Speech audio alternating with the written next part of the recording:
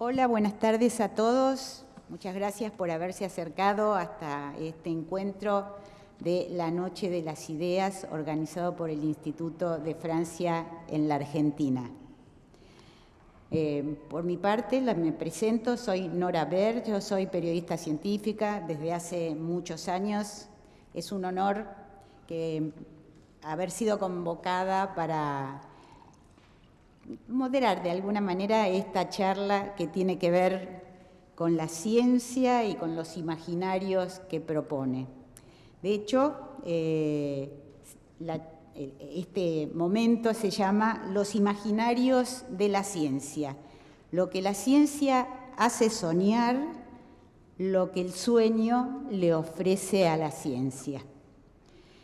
Y va a ser un diálogo muy amable, esperamos, y interesante. Yo por lo menos lo estoy esperando con mucho interés y con mucha fruición entre nuestros invitados de hoy, que ya se los voy a presentar.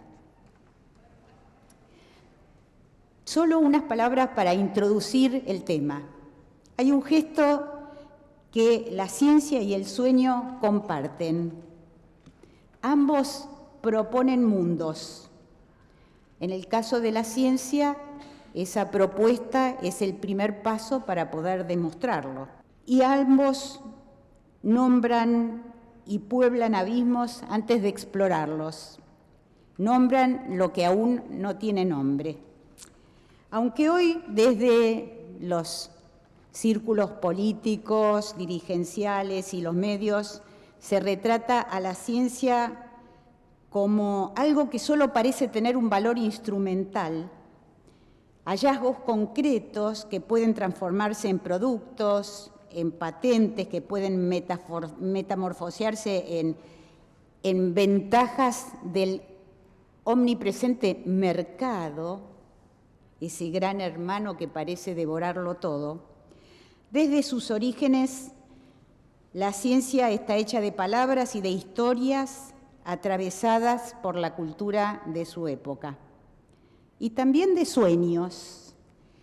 Son proverbiales las historias de grandes personajes de la historia de la ciencia que arribaron a verdades insondables incluso mientras dormía, literalmente. En la jornada de hoy nos convoca una pregunta que parece simple, pero no lo es tanto.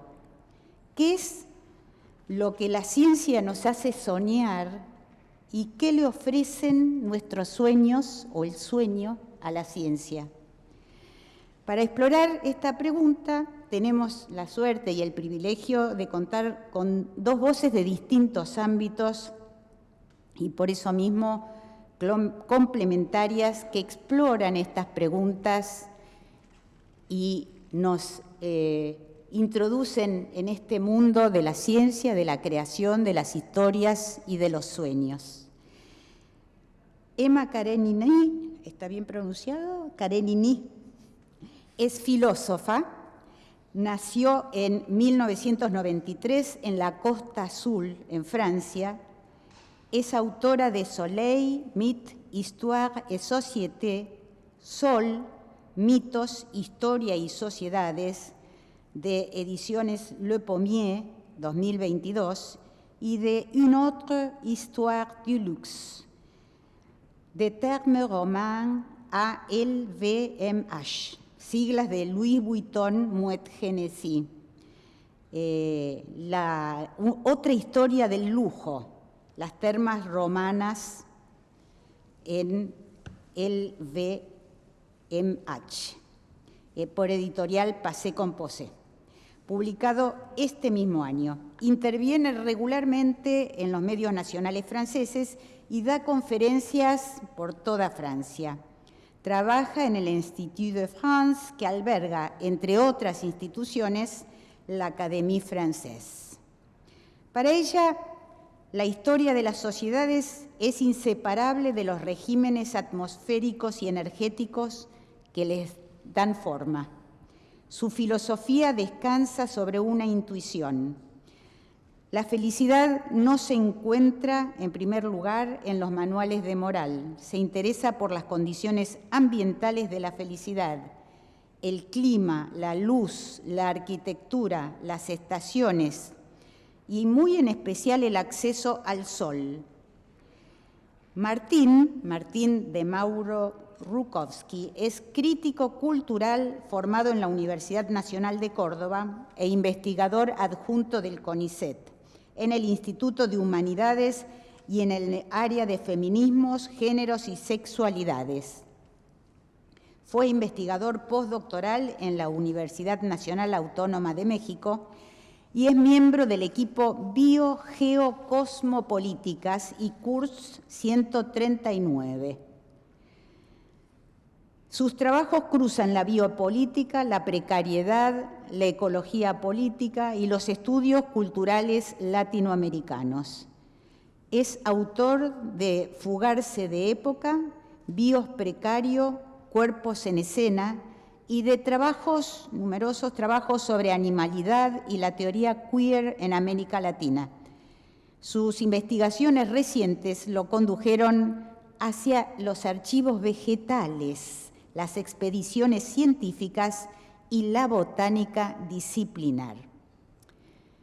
A lo largo de estos próximos minutos nos vamos a encontrar recorriendo 4 momentos. Empezaremos por el sol, ese objeto que fue Dios, que fue sueño, que fue motor de imperios y que la modernidad convirtió en ley física. De allí pasaremos al fondo del océano, donde en 2024 millones de personas vieron en tiempo real criaturas que ningún ser humano había visto antes y las bautizaron con memes. De allí, de nuevo al espacio, a la Luna, que Artemis II sobrevoló hace apenas unas semanas después de 50 años de silencio. Y vamos a terminar en la Patagonia de 1879, donde 2 botánicos alemanes recolectaban plantas mientras el ejército argentino reducía, es un eufemismo, a miles de personas. En todos estos casos, la pregunta que subyace es la misma. ¿Dónde termina el saber y dónde empieza el sueño? ¿O es que nunca estuvieron separados? De modo que partimos con la primera parte, el sol destronado, y nos preguntamos, ¿es que la ciencia le quitó su encanto al cielo? Vamos a ver una imagen de un eclipse, porque el 14 de diciembre de 2020, en plena pandemia, la Argentina vivió un eclipse total de sol. Durante 2 minutos el día se hizo noche, la temperatura cayó, los pájaros, las aves volvieron a sus nidos y apareció la corona solar. Para millones de telespectadores fue un espectáculo. Para las comunidades mapuches de la región fue Lai Antu, la muerte temporal del sol, un momento de silencio y de oración. Y le preguntamos entonces a Emma, porque ya Hergé había puesto en escena este choque entre 2 visiones del mundo en el Templo del Sol. Vamos a la cultura popular. Tintín salva su vida prediciendo un eclipse que los incas interpretaban como un signo divino. El mismo fenómeno visto desde 2 mundos geográficos y cronológicos diferentes. Emma, ¿podés contarnos un poco sobre este episodio? ¿Cómo este episodio ilustra un poco el paso de un imaginario, del imaginario de la ciencia al imaginario de los mitos, de las religiones? ¿Cuándo y cómo pasó el sol de ser un astro vivo a la ley física? ¿Cómo se operó esta inflexión en el imaginario colectivo? ¿Y por qué, si es que es así, desencantó la ciencia al universo, tan lleno de misterios todavía? Bonjour à toutes et à tous. Buenas tardes a todas y a todos. Muchas gracias por esta presentación. Estoy realmente muy feliz de hablar sobre este tema de los imaginarios de la ciencia. Reconozco que este título primero me interpeló porque hay algo de sorprendente y paradójico en la idea de los imaginarios de la ciencia. A priori, la ciencia es un campo que rechaza lo irracional, las imágenes, rechaza las emociones para tener experimentos, hipótesis racionales. A priori, uno pensaría qué significa los imaginarios de la ciencia, qué es esta expresión. Presupone que la ciencia sería más que ella misma, que detrás de la ciencia habría, como dices Nora, sueños, mitos, y que la ciencia entonces también es algo figural que presenta deseos en realidad. Quise empezar hoy la charla a través del sol porque obviamente es el objeto de mi libro y con este episodio de Tintín en el Templo del Sol porque cuenta, capta dos imaginarios de la ciencia en un mismo momento, dos pueblos, dos grupos, digamos, que frente a un mismo acontecimiento astronómico no van a percibir lo mismo. Eso es vertiginoso, ¿no? La percepción de lo real nunca es bruta, sino que siempre está tejida por el imaginario o por una cosmovisión, una cultura, un estado de la técnica también. ¿Qué pasa entonces en este episodio para quienes lo recuerdan? Perdón, voy a recordar un poquito de qué se trata. Tintín y el capitán Haddock llegan a un santuario en la cordillera, un santuario que está escondido y más interesante, ese santuario no vivió la revolución científica moderna. Eso es lo más importante y eso es lo que va a hacer que su visión del mundo, su imaginario, no sea el mismo. Enseguida el sacerdote los detiene, los condena a quemarlos en la hoguera y los rayos de Pachacamac, el dios sol, convergen entonces gracias a un espejo. Pero lo que pasa es que Tintín leyó antes en un diario el anuncio de un eclipse inminente y entonces va a usar esto para engañar a los incas. El gran sacerdote, el sumo sacerdote, les concede el favor de elegir el día y la hora de su ejecución y por supuesto Tintín elige exactamente la hora y el día del eclipse. Lo que sucede luego es interesante porque Tintín va a usar, va a valerse de ese saber que sobre el cielo para engañar a los incas. Los incas van a ser engañados entonces por Tintín. Va a ordenar al sol que se esconda para mostrar la ira que tiene contra los incas y entonces los incas van a someterse y van a abdicar. Lo interesante es que es este episodio que puede parecer un tanto delirante y ficticio o inventado, por supuesto hay algo fantasioso, está inspirado en un episodio histórico reconocido que atañe a Cristóbal Colón en su último viaje a las costas del norte de Jamaica. Cristóbal Colón llega con sus hombres y para nutrirse, alimentarse, necesita empezar a hacer trueque para obtener comida, joyas, cositas que tenía en el barco. Y entonces tiene este comercio con los habitantes locales, en un momento se harta y entonces va a ver su almanaque que prevé la posición de los astros y entonces mira cuál va a ser el próximo eclipse.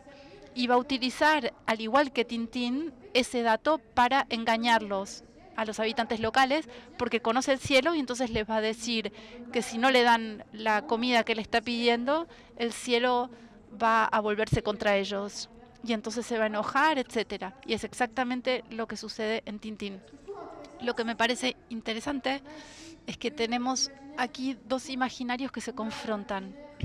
Por un lado, el imaginario premoderno, que es la ciencia moderna, y el imaginario moderno, el de Cristóbal Colón, el de Tintín. El imaginario premoderno ve el cielo como algo, como decías, algo vivo.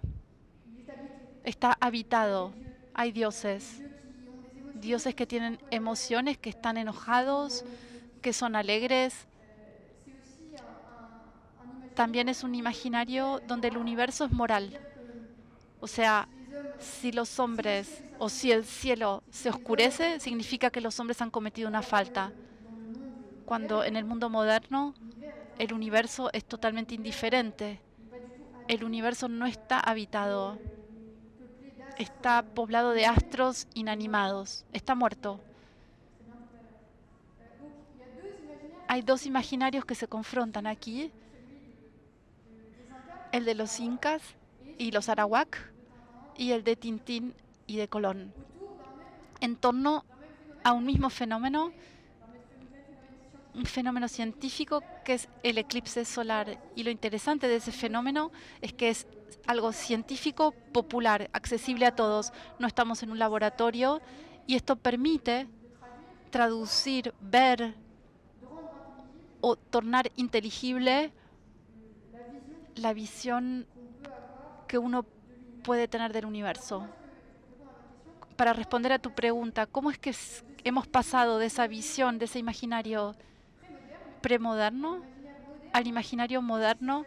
¿Qué sucedió entre tanto? ¿Por qué ya no vemos el eclipse como algo vivo, como fruto de la ira de los dioses o como lo veían los incas? Y lo que pasó es algo en la historia intelectual de Europa Occidental, con una palabra un tanto complicada, la matesis universalis. ¿Y qué significa este concepto? Es el presupuesto de que el mundo está hecho de matemática. Descartes habla mucho de matesis universalis y considera que la naturaleza res extensa y es algo extenso y que podemos calcularlo. Podemos preverla gracias a los cálculos. También Galileo será quien diga esta frase conocida: el libro de la naturaleza está escrito en lenguaje matemático. Esa es la ventaja de esta matematización de la modernidad, y es que el mundo, el universo, los astros, se convierten en algo legible. Podemos preverlos. El mundo ya no tiene misterios para nosotros. No es imprevisible como lo era para los premodernos. Pero el precio de esto es que el mundo y el cielo se convierten en algo mudo. Ya no nos habla más. Y es lo que decías, Nora, el mundo se muere, está inanimado, ya no hay dioses para poblarlo. Y eso es exactamente lo que resume el filósofo Blaise Pascal, cuando dice: el silencio eterno de estos espacios infinitos me espanta. Estamos en un periodo en que el imaginario del cielo ha sido vaciado de sentido, vaciado de los dioses, vaciado de intenciones. Ya no hay voluntad. No hay voluntad de un Dios que podría enojarse o podría ponerse contento. Solamente hay causas. Y ese es nuestro imaginario, el imaginario que hemos heredado a partir de la modernidad. Muchas gracias. Y me gustaría preguntarle a Martín, porque el matemático Hilbert decía: debemos saber, sabremos. La ciencia parecía ser la reina de nuestra cultura y, sin embargo, hoy nos vemos ante movimientos como el terraplanismo, las antivacunas, el escepticismo climático. ¿Esto quiere decir que hay un retroceso en la ciencia? ¿Cuál es el nuevo imaginario, la nueva visión del mundo detrás de estos nuevos conspiracionismos? Bueno, gracias Nora, gracias Emma por la oportunidad. Antes de empezar me gustaría agradecer al Instituto, a la Embajada por la invitación Además, la oportunidad de crear un espacio abierto, crítico, colectivo, de discusión pública en este contexto me parece fundamental. Y me gustaría seguir como el hilo que recién desplegó Emma, acá la colega. Por cierto, me gustaría recomendar su libro, está publicado en Godot, es un libro precioso, la tapa es naranja como el pullover de Nora. Y siguiendo el hilo, la paradoja que anunció en el título de este ciclo de conferencias, yo quiero tirar de ese hilo del aspecto, esa polaridad entre el imaginario, lo racional y ese espíritu que se cree, si se quiere, ilustrado, puramente racional. Como decía recién el matemático David Hilbert, el matemático alemán, decía en alemán, wir müssen wissen, tenemos que saber, lo sabremos, y sigue esa línea que recién enunciaba Emma respecto de la idea de la mátesis universal, ¿no? La aspiración científica, la naturaleza está escrita en un lenguaje matemático, pero la idea sería, nunca debemos aceptar que hay algo incognoscible, o al menos deberíamos iluminarlo con la antorcha de la razón, ¿no? En ese sentido, hay una aspiración de que nunca hay un problema irresoluble, o al menos momentáneamente, hasta que lo logremos develar, o al menos a priori nada debería estar más allá de nuestro alcance. Y acá es el lado más especulativo, que creo que por eso nos invitaron, a Emma y a mí, que es pensar, la ciencia no solamente es un método, ese avance progresivo, sino también estoy convencido que es un delirio metafísico, y es un poco este viaje que les estamos invitando, ¿no? La idea, en primer sentido, de que es un delirio metafísico, es esa idea de la mátesis universal, ¿no? Deberíamos pensar como la ilusión de pensar de que nuestro mundo se conforma a un orden que podemos descubrir y que ese orden lo podemos comprender por completo. Yo creo, estoy convencido que ya es un delirio en sí mismo, y aquí estamos, ¿no? Todas esas asociaciones, ideas, descubrimientos que tienen que ver con la química, la física, la matemática moderna, es la base de esa cosmovisión actual y de ese propio delirio, o esta idea de un mundo ordenado y estable, al cual además podríamos llegar a la esencia de las cosas. Pero a mí me gusta también la idea de, en el delirio, la propia ciencia nos llena de imágenes de ficción, ¿no? Pensemos en, no sé, el agujero negro, estamos viendo un eclipse solar, lunar, los átomos, la energía atómica, o la idea de podemos sondear lo oscuro con telescopios, adentrarnos en el fondo abisal del océano, que ya vamos a ver un poco sobre eso, o en la escala micro, ¿no? En la escala más molar, rastrear lo minúsculo y lo diminuto. O por ejemplo, cuando un soldado en la Primera Guerra, que se llama Karl Schwarzwitz, impronunciable su apellido, le responde a Einstein en cartas en la trinchera, cruzando balas, y él describe la singularidad. Él es quien le postula un agujero negro, ¿no? Y es interesante pensar, ¿qué es ese delirio metafísico? ¿Qué es esa imagen que no es un objeto astronómico, sino que está inventando un monstruo, ¿no? Un agujero negro es un punto en donde el espacio y el tiempo se rompen, ¿no? Un agujero que absorbe eso. Ahí me parece que hay un punto, como decía Emma, entre el imaginario y la ciencia, ¿no? Esa cosa tan fría tropieza con esa zona de lo inimaginable.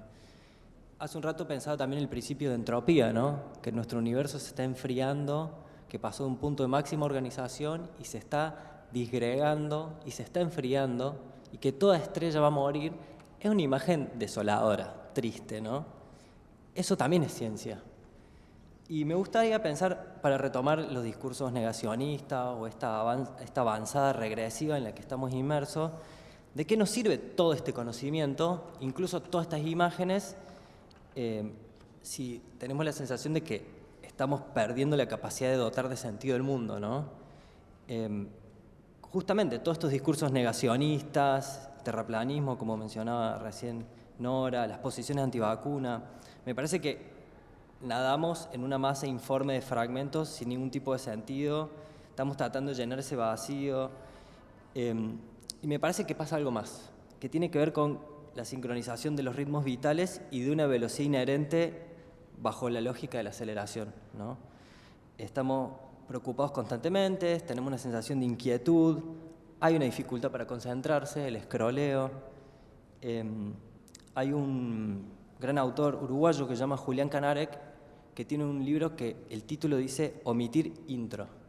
Me gustó mucho el título, porque me parece que es eso lo que hacemos a diario, ¿no? Nos salteamos la introducción, y eso me parece que tiene que ver con un síntoma compartido, ¿no? la dificultad por conciliar el sueño o por mantener el sueño, hay que saltearnos. Y esto quiero subrayar y les voy a traer una imagen ahora, la imposibilidad de soñar un futuro. En junio del año pasado, Lucrecia Martel conversaba con Guillermo Cuitca, el gran artista argentino. Y Lucrecia Martel decía esto, les quiero citar, esta imagen que me parece que tiene que ver con la imposibilidad de soñar un futuro. A cualquier hora que alguien camine por las ciudades mineras, Chile, Perú y Bolivia, se encontrará con indios que deambulan sin saber a dónde ir, mirando todo alrededor, sin poder conciliar el sueño, como desorientados. Y se pregunta a Martel, ¿por qué estos indios insomnes caminan por la noche en la ciudad? Porque las cosas se han transformado demasiado. El mundo en el que creían, en el que los organizaba, el que les permitía sobrevivir, había colapsado. Quiero que retengan esta imagen de los indios insomnes, porque creo que es el síntoma en donde vivimos. Vivimos en un estado de sonambulismo permanente y ese insomnio social generalizado nos habla de una gran incapacidad de poder contar, de narrar y de dar sentido al mundo. Entonces, algunas preguntas sobre esto. ¿Soñar menos o soñar poco incide en nuestra potencia de contar, de narrar? ¿Puede el sueño, el cuento, las prácticas culturales, las artes de la narración hacerle algo a nuestra forma de percibir el mundo? Y acá no estoy pensando solamente el sueño como el contenido del inconsciente, ¿no? El topos del inconsciente, decía Lacan, sino el sueño como una forma, esas historias que difícilmente recordemos, que nos visitan por las noches y que siempre rompen con el orden de lo real. Entonces me pregunto, ¿cuánto se ha achatado nuestra capacidad de contar historias? Y si esto tiene que ver, además, con la imposibilidad de soñar, ¿no? O no poder dormir durante las noches. Digo unas cositas más. Entonces me parece que vivimos todo el tiempo caminando un poco sonámbulos, me parece que hay muchas visiones paranoicas, es difícil distinguir lo verdadero de las fake news, bueno, vos no trabajás con eso constantemente, y me parece que hay algo del sueño y del descanso que son como una imposibilidad de nuestra época, ¿no? De la época más reciente. Hay una búsqueda incesante de entretenimiento, de desenchufe, de comentar, compartir, procrastinar, o hay una gran incapacidad de aburrirse, ¿no? Vivimos en ese tiempo acelerado, de un registro desgastado, de recuerdos brumosos. Esto también tiene que ver con el sueño. Y quiero que piensen lo siguiente. Es casi imposible hacer un recuento de cuántas cosas pasaron a nivel social, político, cultural, pongamos por un año. Eso en términos de eventos grandes, pero en términos de memoria biográfica personal también es muy difícil recordar cuántas cosas hace uno por año. Y uno podría preguntarse, ¿estamos haciendo muchas más cosas o están pasando muchísimas más cosas? Y no creo que el mundo se haya vuelto más aburrido, más gris, o al contrario. Me parece que está pasando como algo mucho más radical. Por un lado, deberíamos decir, esta crisis se originó al interior de la propia práctica científica. Por ejemplo, el teorema de la incompletitud de Gödel, cuando dice que todo sistema formal está plagado de inconsistencias, ¿no? Todo sistema formal falla en su interior. Y quiero traer algo que dijo recién Emma y que enunció Nora al comienzo. Weber, el gran sociólogo alemán, hablaba hace una gran cantidad de años del desencantamiento del mundo. El desencantamiento del mundo usó esa palabra para decir cómo la modernidad, en el paso del pensamiento premoderno al pleno auge de la racionalidad moderna, como decía Emma, con la ciencia, con la técnica y con la burocracia, fue expulsando a los dioses, a los espíritus, los misterios y los significados ocultos del paisaje. Un ejemplo, ya no miramos un río, ¿no? No miramos un río y vemos una ninfa, un espíritu, un dios.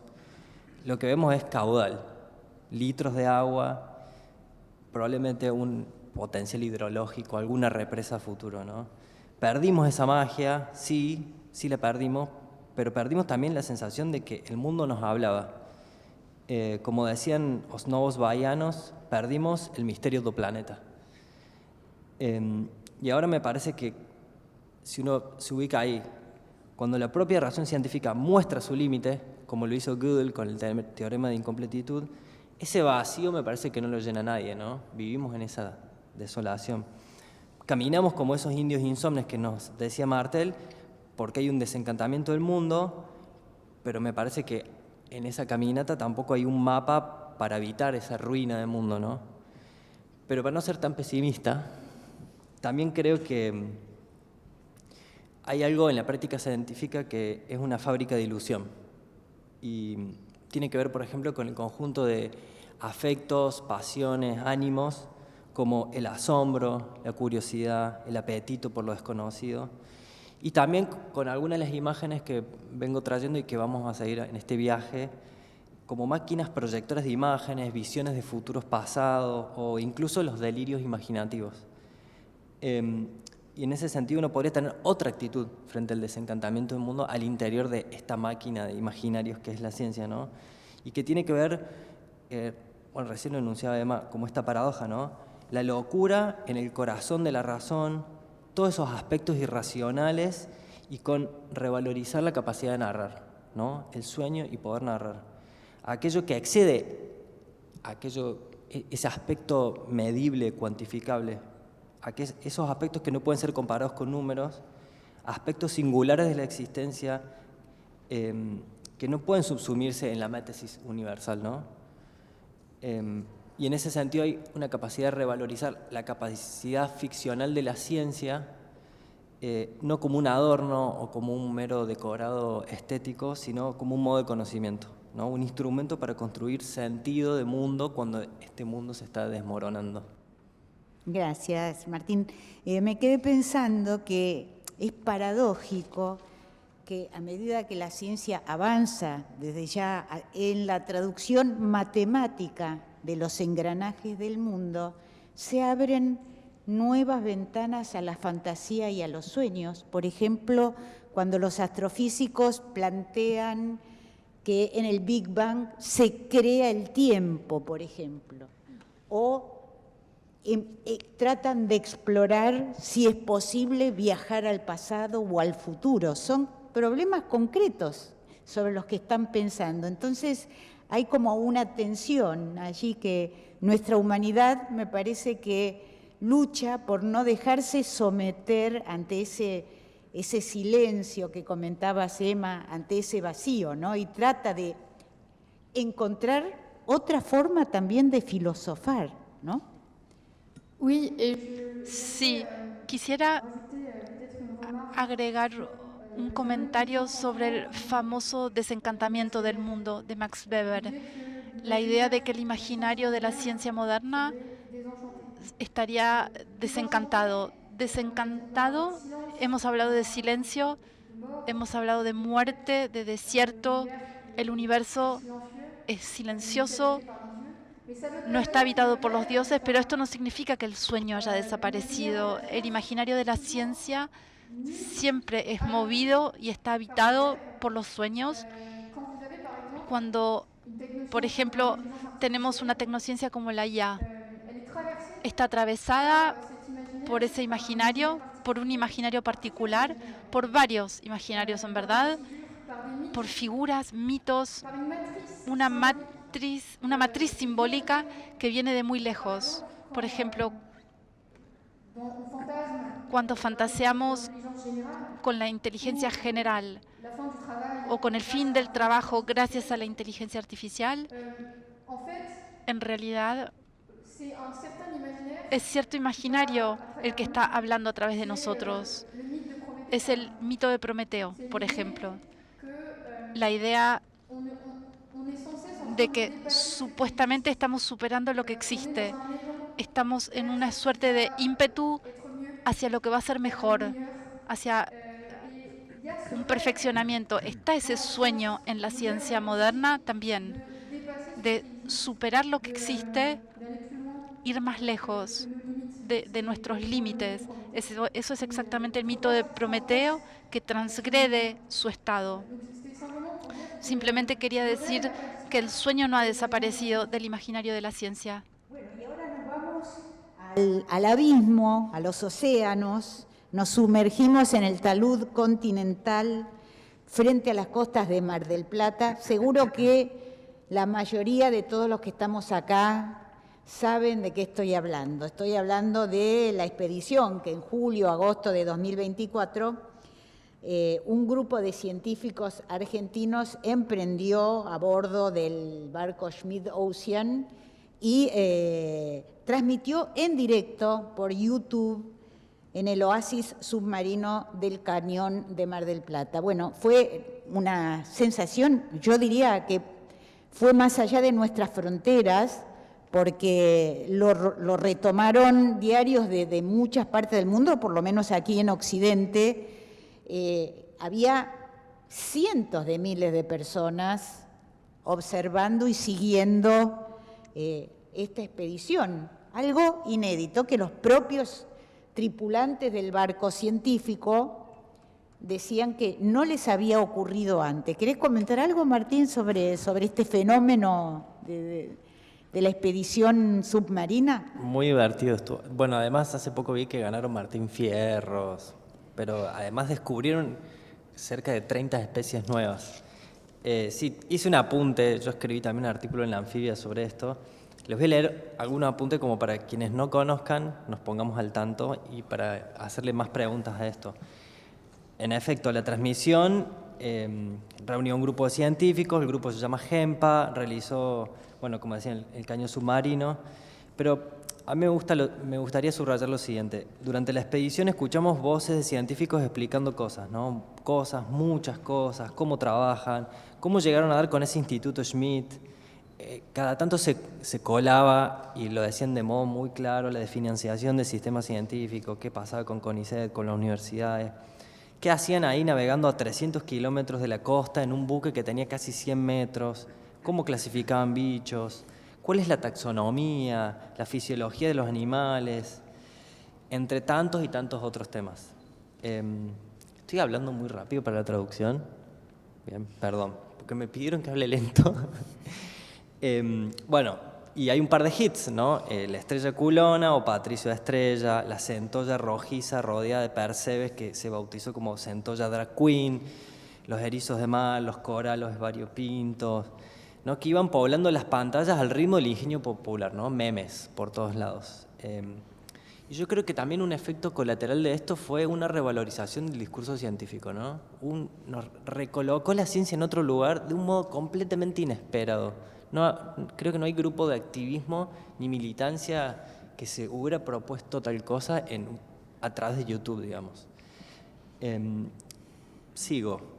La misión científica fue avanzando con método, recolectando muestras, registrando imágenes submarinas inéditas y además a través de un robot, ¿no? Un mecanismo técnico, ¿no?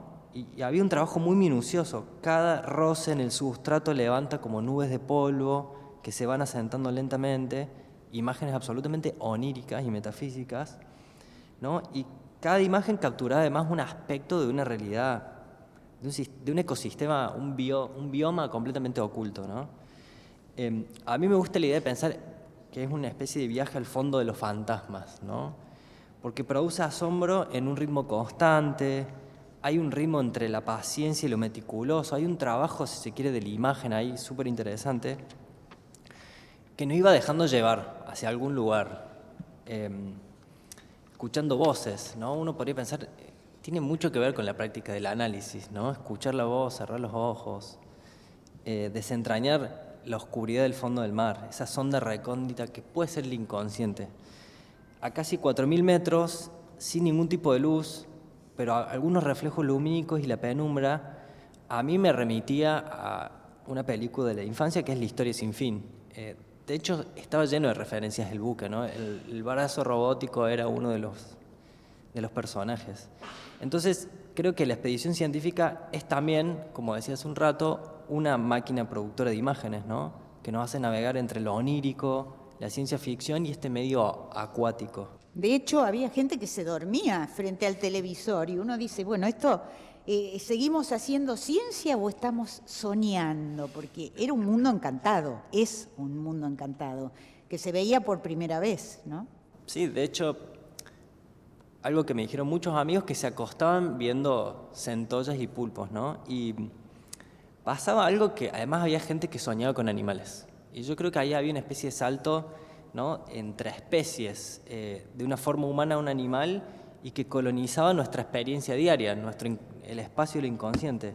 Hay algo ahí que me hace pensar en que el fluido del agua no es solo, si se quiere, un fluido físico, sino también es la materia onírica, ¿no? Es navegar en una imaginación colectiva, además. ¿Por qué mucha gente soñaba con pulpos, con centollas? ¿Qué es esa especie de sueño colectivo que nos mete en la vida marítima, ¿no? Y acá hay algo que me gusta, conversando con el libro de Emma también. Emma habla de los regímenes lumínicos, y acá pasa algo que es lo opuesto a lo que estamos acostumbrados a la ciencia. Se hace de día, ilumina la oscuridad, y acá es al revés, ¿no?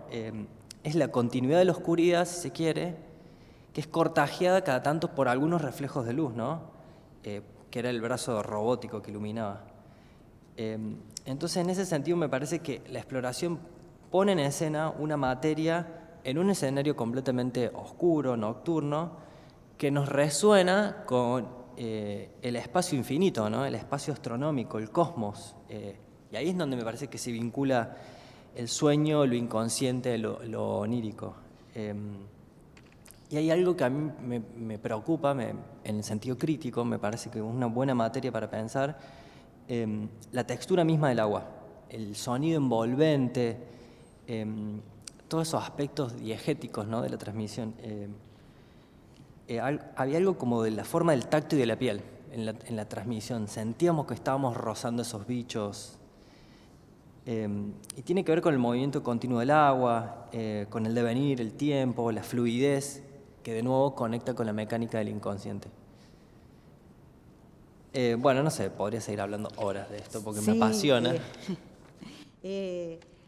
Además se dio un fenómeno muy extraño, que es que las especies se iban nombrando a medida en que se iban descubriendo. El público compartiendo el asombro con los propios científicos que se encontraban con organismos que no habían esperado. Y uno se pregunta, ¿qué gana y qué pierde la ciencia en estas transmisiones en tiempo real? ¿Tiene todavía allí, hay un espacio para la imaginación, para el imaginario, para el sueño? Reconozco haber descubierto esa expedición porque no la conocía. No se habló particularmente en Francia de eso y me pareció que era excepcional. No, no, no por el hecho de que se comentara en directo un descubrimiento, eso ya existía antes. Y pienso, por ejemplo, cuando llegaron a la Luna, eso fue comentado en directo en todas las televisiones del mundo. Hubo 600 millones de telespectadores que en ese momento estaban mirando el acontecimiento. Creo que fue el suceso más mirado al mismo tiempo en todo el mundo. Esa tradición del comentario ya existía, pero lo que es extraordinario en este caso y que me interesó muchísimo fue el hecho de que se veía a la ciencia haciéndose y no había dispositivos teatrales, no era una puesta en escena. Y eso era muy interesante porque era el ritmo de la ciencia en sí mismo construyéndose.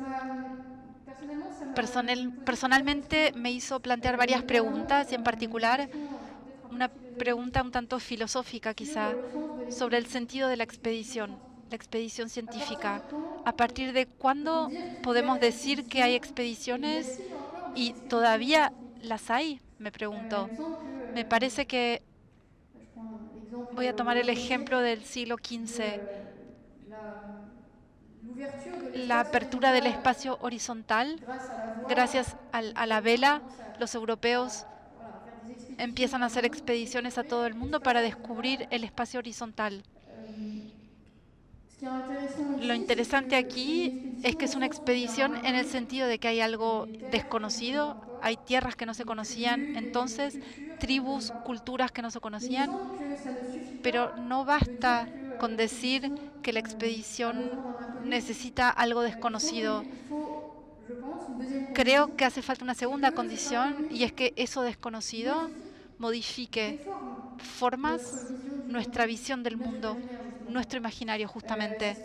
Y eso es lo que sucedió durante el siglo XV, cuando al descubrir nuevas culturas vamos a modificar nuestra concepción de la humanidad.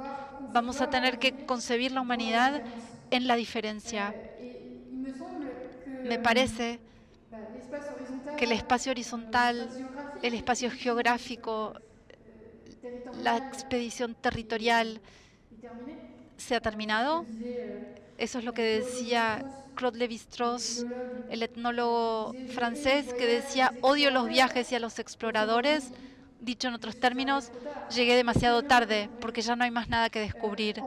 En cambio, y esto sí es el sentido de esta expedición del talud continental, siempre y todavía hay la posibilidad de una expedición vertical que sea tanto hacia el océano, o estamos cubriendo este espacio, pero todavía hay más cosas que descubrir, y por otro lado, hacia el cielo, los astros, Marte, y ahora vamos a hablar de la Luna. Todavía no terminamos con eso. Me encantó el comentario de Emma.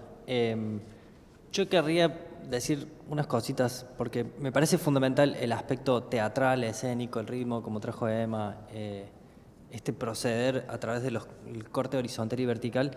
Pero algo que yo decía hace un rato, me parece que yo veo pura ganancia en transmitir ciencia en vivo, al menos en estas condiciones, porque primero me parece que expone y exhibe, en ese sentido muy teatral, muy escénico, cómo procede la ciencia, ¿no? ¿Cuál es su quehacer? Y en ese sentido tiene que ver con una pedagogía pública, porque me parece que lo que coloca ahí es mostrar la ciencia en un sentido muy popular, una práctica que suele ser muy codificada y muy críptica dentro de los saberes expertos, y mostraba un quehacer, si se quiere, en otros términos. Mostrar el mecanismo de producción de conocimiento me parece fundamental. Pero además me parece que hace algo, quizás un efecto colateral sin saberlo, que tiene que ver con visibilizar la ciencia de otro modo, frente a una imagen que, si se quiere, es muy fría de la ciencia, ¿no? Un saber neutral, desapegado, desencarnado, esa visión neutra, abstraída, pura. Y acá lo que veíamos eran los científicos titubeando, cariñosos, mostrando su subjetividad, ¿no? Creo que eso también son los efectos colaterales que pasaron acá, o mostrar un saber científico incluso como interesado y controversial, ¿no? Un investigador argentino de la Universidad de Quilmes hizo un libro, de hecho escribió un libro que se llamaba Los científicos también son seres humanos, porque se difundió popularmente esta idea, el estereotipo del científico hombre vestido de guardapolvo, desprovisto de intereses y pasiones, y es todo lo contrario, ¿no? Los y las científicas, al contrario, son profundamente humanas o humanos, son personas con gran interés y curiosidad, y tienen tantos defectos y virtudes como el resto de los seres humanos, y además los mueven, y por eso la ciencia está tan atravesada por la cultura, porque los mueven los mismos intereses, las mismas preocupaciones y los mismos sueños a veces que al resto de los seres humanos, ¿no? Y estas transmisiones me parece que un poco ayudan a advertir eso, a despojar a los científicos y científicas de ese estereotipo tan esterilizado, ¿no? Como que la ciencia fuera algo o sagrado o directamente mecánico, aséptico. Cuando no es, aséptico, claro. ¿Seguimos? Sí, por favor. Vamos entonces ahora a la Luna. Cuando hablamos de la Luna pasamos del sueño, el sueño que nos invade y que todos creo que de alguna manera gestamos y que se gestó desde los orígenes de la humanidad, a la realidad, porque algún día, en 1969, llegaron los seres humanos allí, la pisaron, estuvieron allí, regresaron y ahora volvimos a ir. Hace 6 semanas, el 1 de abril de 2026, 4 astronautas dejaron la órbita terrestre a bordo de la nave Orión para sobrevolar la Luna. Era la misión Artemis II, la primera misión tripulada más allá de la órbita baja desde el Apolo 17 en diciembre de 1972. Más de 50 años de silencio. Entre medio, sin embargo, la Luna no dejó de ser objeto de nuestros sueños y de los sueños de los seres humanos. De Cyrano de Bergerac a Méliès, de Julio Verne a Tintín, de Kubrick, pasando por Interstellar, hasta El conejo en la luna de los aztecas, la Luna es quizás el objeto celeste que más ficciones suscitó en toda la historia humana, tal vez porque el que tenemos allí, más a mano, de alguna forma. Emma, la Luna entra en el imaginario literario en un momento muy preciso. ¿Cuándo? ¿Y por qué entonces? ¿No puede la ciencia, a su vez, abrir la puerta a la ficción y al imaginario, o sea, hacer ese camino inverso? Y realmente la realidad ya llegó, la alcanzó a la ficción que siempre pareciera ir un paso por delante. Vous l'avez dit, c'est Como dijiste, en lo que refiere a la Luna, casi fue el camino contrario. Y me parece interesante en relación con la historia del imaginario científico. El descubrimiento científico de lo que se encontró y se vio allí fue eso lo que luego dio lugar, sacudió y motivó al imaginario cultural del hombre. Hubo un momento así de quiebre que me gusta contar porque es extraordinario, y es Galileo, que en 1610 hace un gesto que parece menor, pero va a revolucionar nuestra relación con la Luna y su imaginario. En aquella época había una especie de anteojo que utilizaban simplemente estratégicamente, se utilizaba para navegar. Galileo lo que va a hacer con esa herramienta militar va a apuntarla hacia el cielo, mejora ese lente y va a observar cosas que se habían observado en la antigüedad con el ojo así desnudo. Sí, él en ese momento va a observar relieves en la Luna y lo ve a través de la línea que marca la luz y la sombra. Y eso lo transcribe en una obra que se llama El Sidereus Nuncius, el mensajero de las estrellas, con dibujos de lo que él ve de la Luna. Y lo que me parece extraordinario de ese momento es que vemos cómo el descubrimiento científico, la observación científica, va a suscitar el imaginario de la sociedad, de la literatura. A partir de ese momento, en el siglo XVII, van a haber muchos autores que van a comenzar a escribir ficciones sobre la Luna. Pienso en particular en Cyrano de Bergerac, en 1657, que escribe la historia cómica, donde imagina una expedición, imagina cómo se puede ir a la Luna. Pienso también en una obra de ficción del científico Kepler que se llama Somnium, el sueño. También Fontenelle, el famoso que escribe las entrevistas sobre la pluralidad del mundo. ¿Qué sucede entonces? Tenemos la Luna, que ya no es considerada en el imaginario como un punto luminoso. La Luna se convierte en un territorio y entonces se vuelve habitable. Y si es habitable, quizás haya varias sociedades, varios mundos posibles. Ese es el tema de la pluralidad de los mundos. En general, en la literatura utilizamos también un otro de la sociedad humana para criticarnos nosotros mismos, una suerte de espejo. Pero no es solamente eso, no hay una función crítica únicamente, sino que es el sueño de una expedición a ese astro que luego va a explotar y que o sea, todo eso va a ser muy más prolífico en el momento de Julio Verne, donde él no solo va a ser algo fantástico y romántico, sino que él hace una literatura de anticipación, es un nuevo género en el que hace un peritaje a través de matemáticos, lo que expone, lo que cuenta. ¿Es posible mandar tal nave, etcétera? Y lo que va a hacer luego Julio Verne es que a cambio va a inspirar científicos, astronautas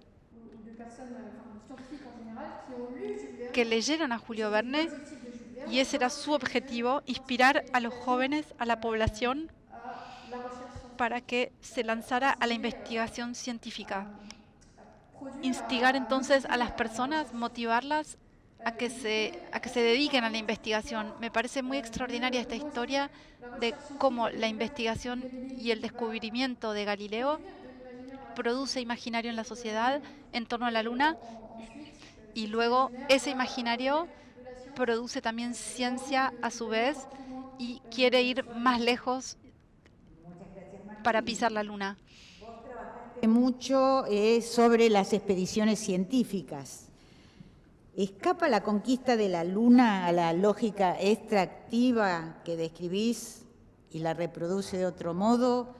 ¿Y cuál es el sentido de expedición en la actualidad, de expedición científica? ¿Se puede seguir hablando de aventura, de ese impulso de descubrimiento, de ese impulso por develar lo desconocido que guió, por ejemplo, a los primeros naturalistas, a los que recorrieron el continente americano y se internaron a lo mejor en áreas absolutamente desconocidas, desafiando incluso sus sueños y pesadillas más terribles? Me encanta la pregunta. Primero, para retomar algo de la Luna, me parece que lo que dijo Emma es fundamental, pensar la Luna como territorio, y me gusta esa imagen también. Quizás esto voy a responder en un lado muy político, ¿no?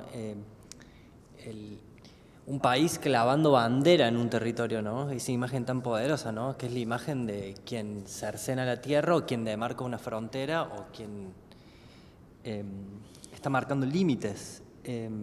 Entonces, ahí me gusta la idea de preguntarnos, ¿hay algo de las expediciones lunares que escapa a esa lógica? Y acá me parece que la ciencia a veces, muchas veces, uno podría hacer una lectura muy crítica de esto, ¿no? Hay una metodología del conocimiento que es muy similar, por no decir cita, a aquello que hace el extractivismo, ¿no? Y por extractivismo uno debería pensar esa apropiación y dominación que objetiva la naturaleza para capturarla en un esquema de acumulación, ¿no? La idea de uno tiene que objetivar la naturaleza, sacar algo de ahí para acumular saber, por ejemplo. Podría ser capital, podría ser renta, etc. En ese sentido, no es solo la explotación de recursos naturales, como estamos acostumbrados, ¿no? La megaminería, el fracking, sino, repito, una racionalidad científica que cosifica lo real. En ese sentido, la ciencia es muy extractivista, ¿no? La paradoja de lo que veíamos recién en la expedición del talud es que para conocer tienen que extraer seres vivos, disecarlos para luego indexarlos, ¿no? Esa es la lógica del descubrimiento. Y la botánica, que es algo que no me deja dormir por las noches, hace algo muy parecido, ¿no? Extrae plantas, lo hizo Humboldt, sí. Aimé Bonpland, Ameguino, Darwin, cuando Darwin vino mismo. aquí a la Argentina. Necesitan extraer materia viva, suelen ser 3 ejemplares, disecarlos, o sea, producir la muerte de ejemplares para producir conocimiento. Entonces hay una acumulación de saber a través de la desposesión, en ese sentido. Incluso uno podría decir, hace algo también igual de complejo, que es saca una naturaleza localizada, situada, particular, y la pone en un concierto global, ¿no? Se entiende esto que estoy diciendo, le quita contexto, ¿no? Es parte del saber científico, es parte de la mátesis universal, por algo es universal. Con las plantas pasa algo muy parecido, se los clasifica hasta el día de hoy con la misma clasificación binomial de Linneo en latín. Entonces, los saberes locales, por ejemplo en nuestro territorio, mapuches, huichis, cuom, siempre son borrados en esa lógica extractiva de la ciencia, ¿no? Y volviendo un poco al trabajo también de Emma, que bien sitúa el régimen lumínico, hay algo interesante con el espíritu ilustrado, ¿no? Pareciese que hay un régimen de luminosidad, ¿no?, que acecha la razón científica, el cerebro de los vivos, que tiene que ver con que todo lo que es oscuro a la luz de la razón es vacío, ¿no? Es una tierra incógnita y en nuestra tradición es un desierto, ¿no? Entonces podríamos pensar una práctica científica que no ilumine o que muestre la sombra para ver la riqueza de la sombra, ¿no?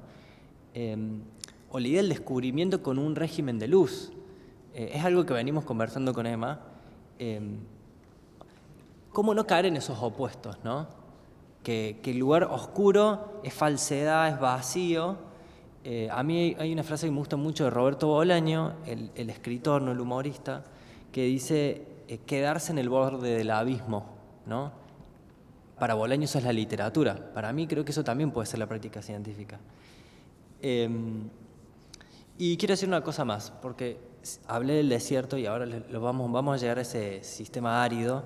La Luna es un paisaje desértico, si se quiere, ¿no? Y hay algo que tiene que ver con las exploraciones científicas, que es algo así como, ¿qué están haciendo las expediciones espaciales hoy, no? Lo primero deberíamos decir, están privatizadas, no dependen más de la NASA, ¿no? Es el sueño de los señores tecnofeudales, pero que hay algo de una imagen que es tan potente en el contexto latinoamericano, que son los desiertos, ¿no? La Patagonia, el Sertão de Brasil, que tiene que ver con la conquista espacial, es una conquista del desierto, ¿no? En ese doble sentido, estamos produciendo desiertos en la Tierra, ¿no?, en un proceso que es inexorable, ¿no? Todos los biomas de la Tierra están retrocediendo, salvo el desierto es lo que está creciendo. Y fíjense la paradoja de conquistar la Luna o conquistar Marte. Es conquistar un desierto, ¿no? Producimos un desierto en la Tierra, las condiciones de habitabilidad son cada vez más escasas, pero el desierto es la promesa de un mundo exterior, ¿no? Ahí veo como una situación interesante. Y lo último, si se quiere lo voy a decir de otro modo. Los desiertos a conquistar, parafraseando a los hermanos Moura en Virus, son una zona de promesas, ¿no? Eso es la Luna hoy, la promesa de recursos, de la posibilidad de vida, de encontrar agua. Y en ese sentido la expedición, como preguntabas, la segunda parte de la pregunta, evidentemente cambió el sentido del naturalista viajero, que además es el aventurero, que la tiene toda de perder en condiciones hostiles, porque bueno, claramente vivimos en un mundo tecnificado, con financiación siempre en riesgo, con grandes equipos vinculados a complejos industriales militares. Esa es la expedición científica hoy.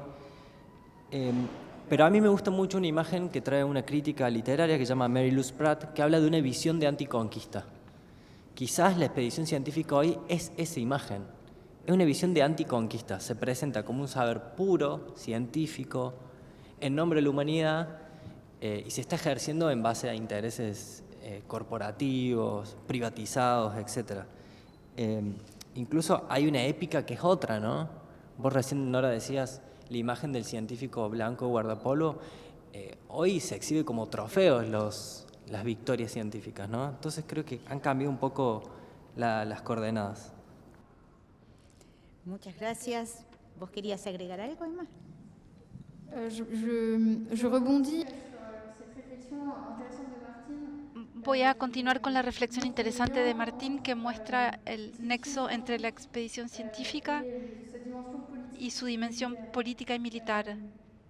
Ça fait depuis les années 90 desde los años 90 Estados Unidos tiene ganas de volver a la Luna y Artemis 2, que ven, ça fait partie de ce forma projet parte de ese proyecto de regresar a la Luna. C'est la deuxième mission. Es la segunda misión o la cuarta en 2028.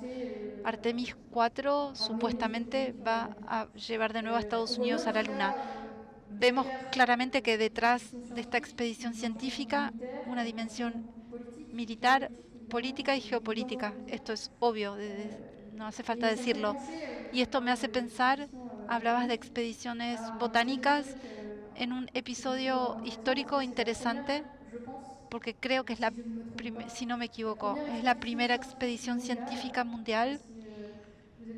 No sé si tienen una idea de esto, la que hizo Napoleón a Egipto en 1718. Napoleón, que conquista Egipto para molestar a los ingleses, no se conforma con que sea una conquista militar. A eso va a asociar una expedición científica y va a movilizar entonces a los grandes científicos del país. La edad promedio eran 25 años para ir a dibujar el país, descubrir las plantas, descubrir los lugares y conocer Egipto, conquistar ese territorio desde el punto de vista científico, botánico. Y al final hay una obra de muchos volúmenes que es la descripción de Egipto, se llama, y hay dibujos. Me parece importante ¿por qué Napoleón hace esto? ¿Por qué asocia la expedición científica con lo militar? Lo interesante es que el imaginario de la ciencia en aquella época ya era muy potente y él sabe que si en el mundo se sabe que Francia hizo una expedición científica, es algo que da mucho poderío, porque la ciencia es algo fuerte en la mente de las personas. Eso él lo sabe y Hobbes lo dice también. La potencia no es solamente algo físico, no es solo la fuerza, sino también la imagen que uno da en la mente de las personas, la reputación que tenemos en la mente de los demás. La ciencia es entonces un soft power, de cierta manera. Entonces es un episodio histórico que me parece que traza un paralelismo con la conquista del desierto de la que hablabas, Martín. Esta dimensión intrincada entre lo militar, la ciencia y lo político. Ya que estamos hablando de expediciones, bueno, vamos a ir concluyendo este recorrido, porque la ciencia se desarrolló mucho unida a las campañas militares, a las expediciones comerciales. En 1879, aquí en este territorio, la campaña del desierto lanzó 5 divisiones militares a través de la Patagonia. Pero no iban solo militares. En sus filas había 2 botánicos alemanes, Paul Lorenz y Gustav Niederlein, que recolectaron más de 300 especímenes de plantas, mientras 14.000 personas autóctonas, nativas, eran reducidas, como decíamos, con ese eufemismo. Martín, vos estudiaste en profundidad esto. Los naturalistas de la campaña se presentan como figuras desinteresadas, absortas en sus plantas, entregados a su tarea científica. ¿Hay algo detrás de esa inocencia, de esa aparente neutralidad y de esa asepsia? Bueno, creo que ahí están viendo algo de la campaña del desierto, campaña al desierto. Es una imagen fundacional y muy cara a nuestra historia. Si ustedes agarran un billete de 100 pesos, la imagen es el cuadro de Blanes, que está en el Museo Histórico Nacional. La campaña al desierto, que no era un desierto. Que no era un desierto, por supuesto. incluso paradójicamente para estos dos botánicos naturalistas, en un momento, cuando entregan el informe a Roca, le dicen, este desierto estaba poblado de vida. Y a mí me gustaría que le prestemos atención a algunos elementos. Ahí están viendo una de las plantas que se llama Mimosa rocae, en homenaje a Roca, bautizada por estos dos naturalistas. Yo quiero que le prestemos atención a algunos elementos. Pensemos en términos escenográficos, narrativos, teatrales, ¿no? Una campaña militar, un despliegue de caballos, carruajes, soldados, generales, ayudantes, había gauchos, por supuesto, vaquianos y algunos indígenas que colaboraron, ¿no? Que fueron informantes. La campaña tiene lugar a plena luz del día, a diferencia de la anterior campaña que veíamos, ¿no? En la oscuridad abisal del océano. Van montados a caballo, la campaña se traslada por trotes y galopes, ahora diríamos atracción de sangre, ¿no?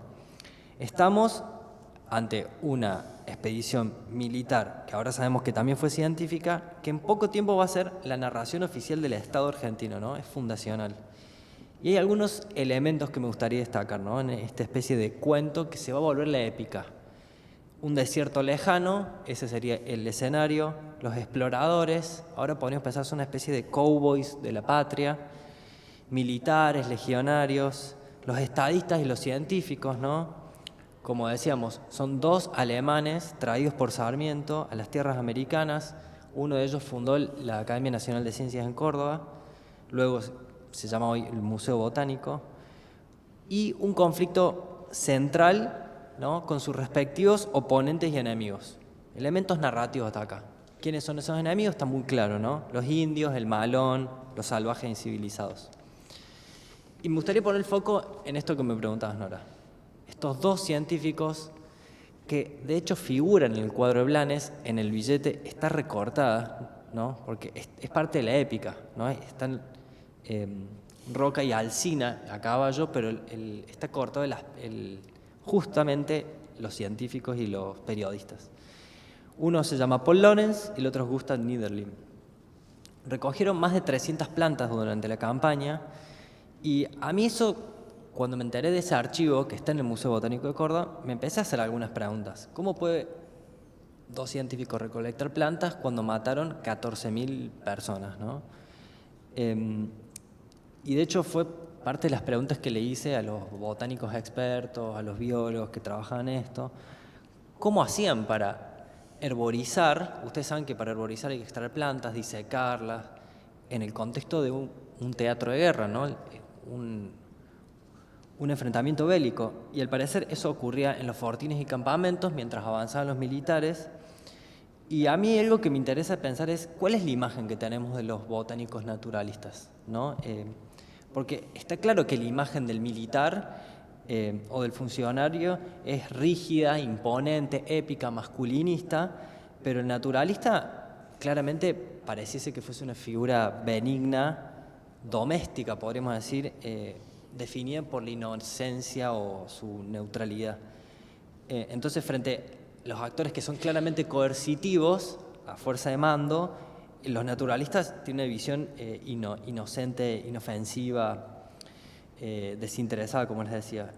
Y yo lo que sí veo ahí es que de un modo, si se quiere, no explícito, hay algo que decía recién Emma, ¿no? La exploración científica está vinculada, la propia práctica de la taxonomía botánica está vinculada a la violencia colonial, ¿no? El avance, hay una similitud en el mecanismo del avance del conocimiento científico y el avance militar en los territorios. Esto que parece una verdad, a los biólogos no les interesa. He consultado a gente que se dedica a esto y me han dicho cosas del tipo, eran alemanes que aterrizaron el territorio y tuvieron la oportunidad de hacer una práctica, pudieron aprender de plantas. Y yo creo que lo que hay ahí no son figuras solamente inocentes y benévolas, sino que funcionan como parte de la avanzada territorial, la conquista y el proceso de exterminio de pueblos originarios. Martín, nombrar una planta es un poco hacerla entrar en el mundo de la ciencia, ¿no? Sí, hasta que no tiene nombre, no existe para los catálogos. Lorenz y Niederlein, vos nos contaste recién que bautizaron una mimosa con el nombre del general Roca. ¿Qué hay en el acto de nombrar? ¿Qué qué implicancias tiene cómo se nombran los organismos y se los cataloga? Bueno, me gusta porque acá nos podemos correr de la práctica científica a pensar, no sé, en crítica literaria, en la teoría performativa de las palabras, etc. Yo diría que pasan dos cosas. Por un lado, están conociendo, cuando nombran una planta están conociendo, la mimosa rocae, cuando la clasifican, entra en el gran concierto de la ciencia, ¿no? El sistema binomial de Linneo, que además permite que cualquier científico en cualquier lugar del mundo entienda qué es esa planta, qué tipo pertenece, etc. En ese sentido vuelve ese objeto comunicable, comparable, archivable, o incluso me parece que hace algo más que es hacer mundo, ¿no? Uno podría decir lo vegetal entra en el lenguaje humano cuando clasifican de ese modo. Pero me parece que también lo que pasa, que es algo de lo que venía apuntando, es que es una trampa, ¿no? Nombrar también es un acto de tomar posesión.